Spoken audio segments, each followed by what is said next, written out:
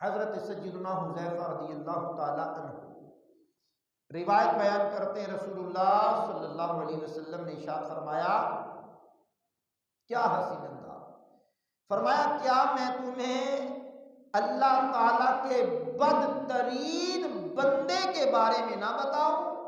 پھر فرمایا وہ بد اخلاق اور متکبر ہے، خلق خدا میں بدترین بندہ تکبر کرنے والا ہے۔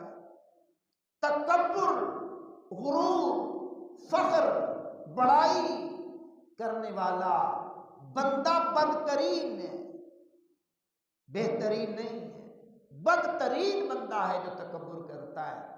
تکبر کرنے والا آپ کو بہترین سمجھتا ہے، میں ہوں۔ میں نے کہا نا، میں کچھ نہیں ہے، میرے